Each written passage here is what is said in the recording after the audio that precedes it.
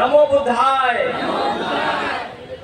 आप सब लोगों को आज बुद्ध पूर्णिमा की बधाई और नमो बुद्धाय। आप सब जानते हैं कि आज वो दिन है जब इस दुनिया में एक ज्ञान के केंद्र मिले, तथागत बुद्ध का जन्म हुआ। आज ही के दिन को शिक्षा मिली और आज ही के दिन को परिनिर्वाण यानी मुक्ति मिली।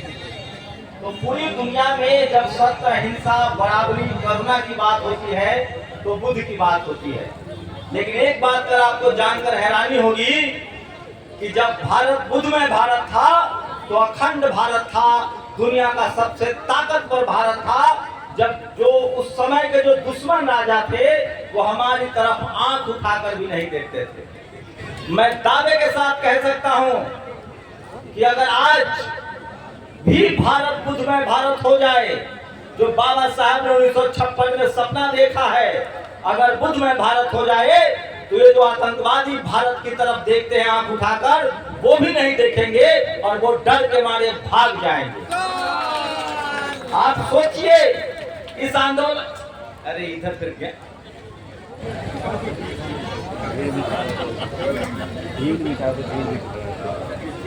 जब जितना कह रहा उतना ही करो ना। कि आज जो हमारा देश लगातार आतंकवादी हमले झेल रहा है, वो क्यों पीछे है?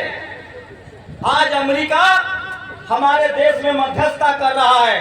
मैंने जब आपको कहा कि बुद्धमय भारत होगा, अगर आज भी बुद्धमय भारत हो जाए तो भारत की तरफ कोई आंख उठाकर नहीं देख सकता है। उसके पीछे की वजह बता रहा हूं मैं आपको।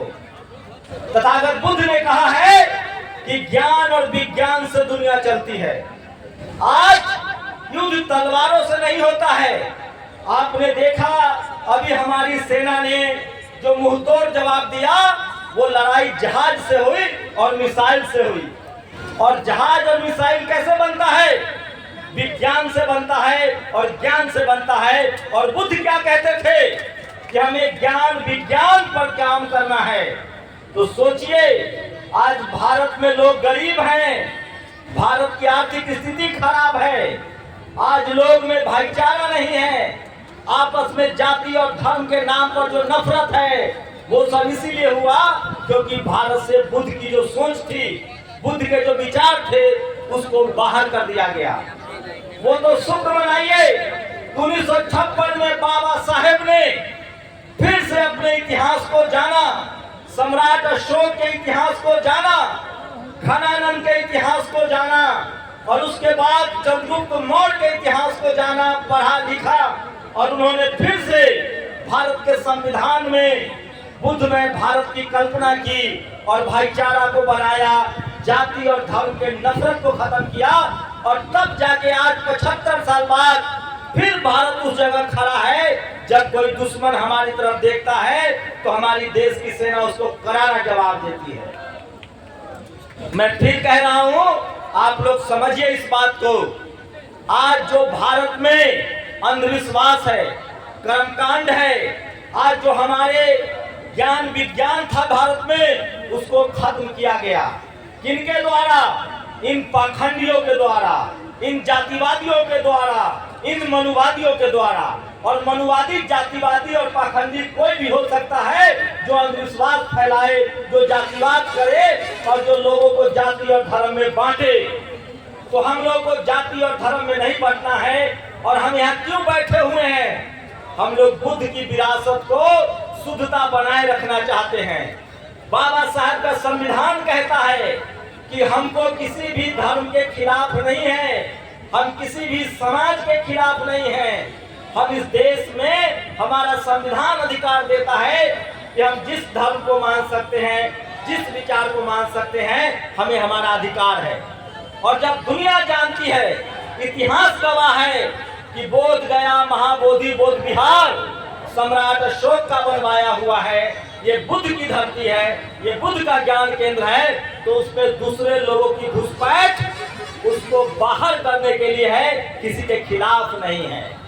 और सोचिए अगर आज बुद्धमय भारत हो तो आज हम और फिर से सोने की चिड़िया बन जाएंगे।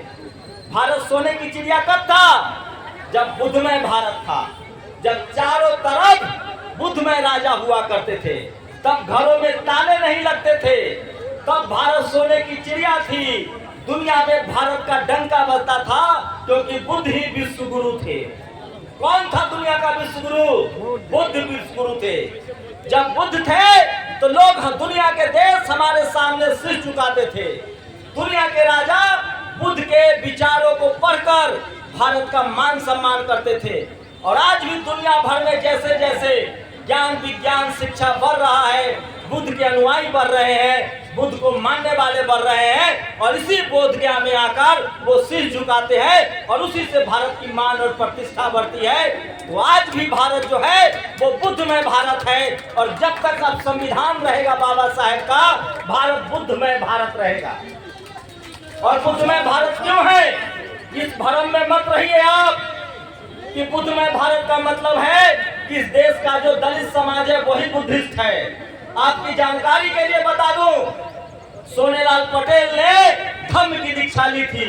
मतलब इस देश का जो कुर्मी है, इस देश का जो कुर्मी है, जो क्षत्रिय है, जो किसान है, वो सब बुद्धिस्ट है।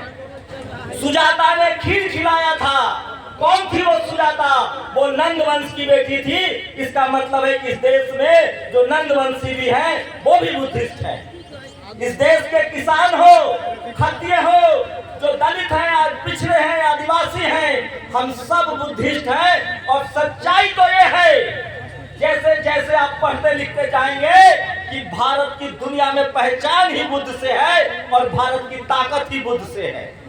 ये तो मुट्ठी भर पाखंडी जातिवादी और मनुवादियों ने इस देश के लोकतंत्र के दम पर हमें झूठ फैलाकर, टीवी अखबार के जरिए प्रोपेगेंडा फैलाकर तमाम बहुजन नेताओं को बदनाम करके कब्जा कर लिया है। और इसीलिए आज दुश्मन देश के जो आतंकी हैं वो हमारी तरफ आंख उठा के देख रहे हैं। जब ये देश बुद्धमय हो जाएगा, जब यहाँ तक्षशिला, नालंदा, विक्रमशिला जैसी यूनिवर्सिटियां होंगी, जब यहाँ घर घर में ज्ञान और विज्ञान होगा, सबको पढ़ने लिखने का बराबर अधिकार होगा, जब सबको जमीन मिलेगी, जब जाति के नाम पर और धर्म के नाम पर भेदभाव नहीं होगा, तो ये देश फिर से सोने की चिड़िया बनेगी और विश्व गुरु बनेगा।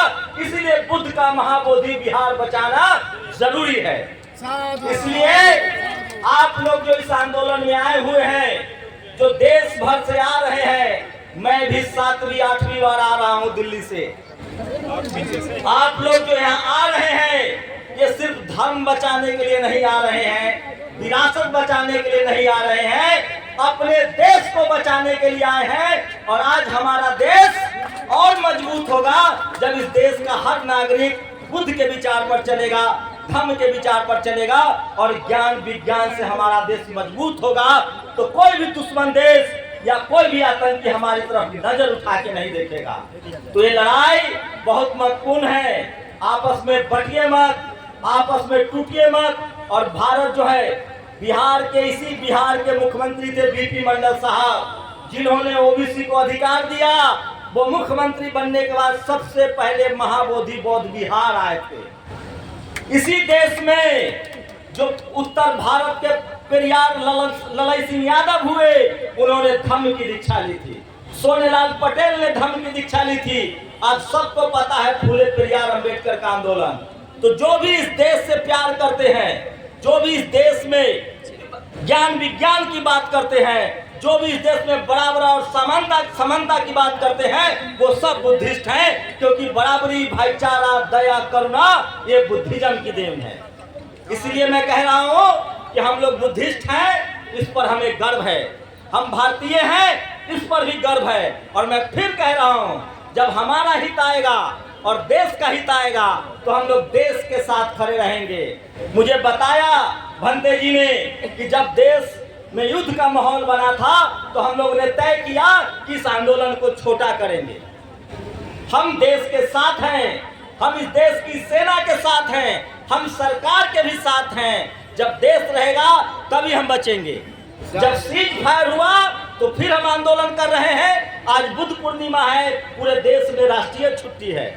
बस ये मैं जानता हूँ, मुट्ठी भर मनुवादी और जातिवादी लोगों का ये षड्यंत्र है। और आप लोग जिस शांति से संविधान के दम पर और संविधान के सहारे यहाँ बैठे हुए हैं, चंद दिनों में, कुछ दिनों में ही आपका महाबोधि बुद्ध विहार फिर से पवित्र होगा और वहां आपको मुक्ति मिलेगी और वो आपके हाथों में सौंप दिया जाएगा।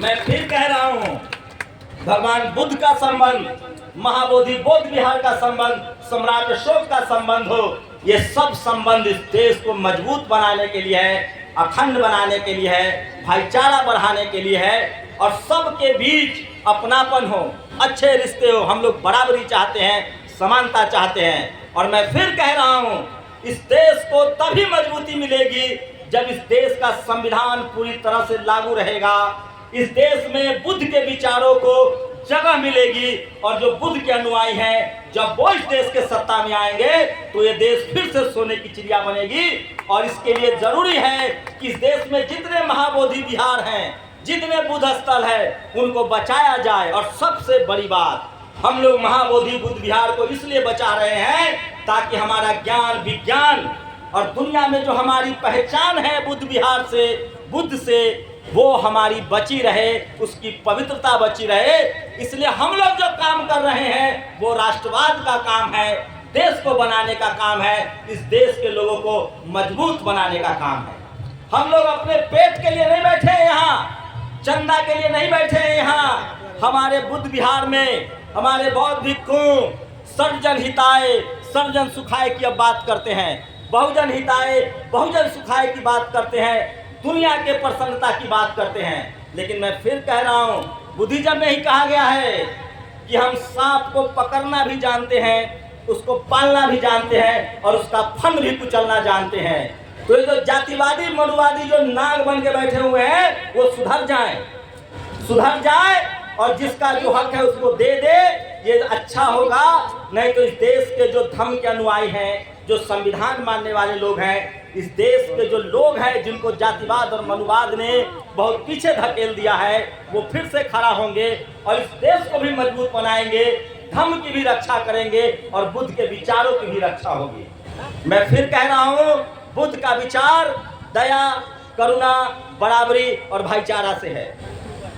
बाबा साहब अम्बेडकर ने बुद्ध के विचारों को, सम्राट अशोक के विचारों को, चंद्रगुप्त मौर्य के विचारों को संविधान का रूप दिया है। हमारा संविधान भी धार्मिक बराबरी की बात करता है, हमारा संविधान भी लिंग, महिला और पुरुष में बराबरी की बात करता है। और जो हमारा फंडामेंटल राइट्स है, धर्म की बराबरी, हम, हमारा विचार है, हमारी आस्था है और हमारी आस्था के साथ खिलवाड़ नहीं होना चाहिए। हमारे बुद्ध विहार को मुक्त किया जाए, तब तक ये आंदोलन शांतिपूर्वक तरीके से चलता रहेगा।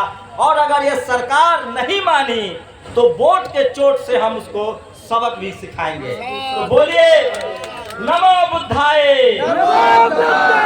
नमो बुद्धाय। भगवान बुद्ध की करुणा हो, भगवान बुद्ध की करुणा हो। जय भारत, जय भारत, जय संविधान, जय संविधान। नमो बुद्धाय। उसके बाद लामा जी अपने विचार रखेंगे।